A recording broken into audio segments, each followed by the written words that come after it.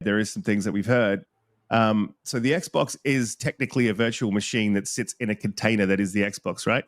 You can take that virtual machine out of the container and you could put it on a laptop. You could put it on a, hypothetically, you could put it on a phone.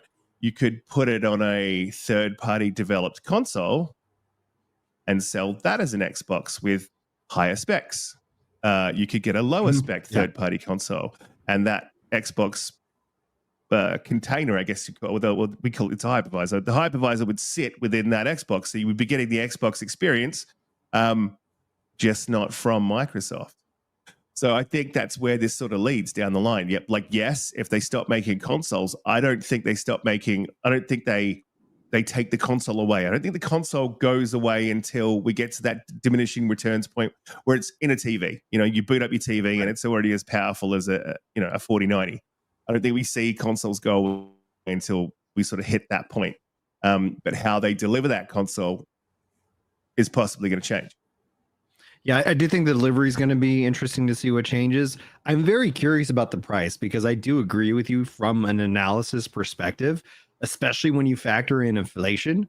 Because if you look at even the PS5 Pro with its $700 price point now, that is still actually very cheap comparative to what consoles used to cost when adjusted for inflation. So we've seen obviously that change. And so a part of me just wonders what's going to give. I've made the same kind of, I've brought up the same kind of question when it comes to subscription services. Chris talked about how he's playing the latest World of Warcraft and also playing Final Fantasy 14. Those games have the same subscription cost that they did 20 years ago. You know, like that has not gone up despite the fact that you already mentioned it. Silicon's gone up in price. Everything's gone up in price. And so it's like at some point, something in my mind has to give. Either the players have to say like, yeah, we're okay with $700, $800 for a console because we get that value out of it.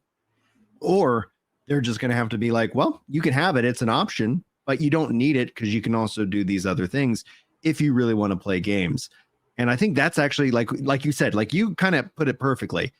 Microsoft is not ready, but they're also thinking ahead of the game. And we've seen this with every console, with TV, like you brought up with the Ethernet on the original Xbox. So a lot of people were giving them pushback for that. They're like, Ethernet, it's not a big thing yet. And it's like, it's going to be. So let's be ready for when it is.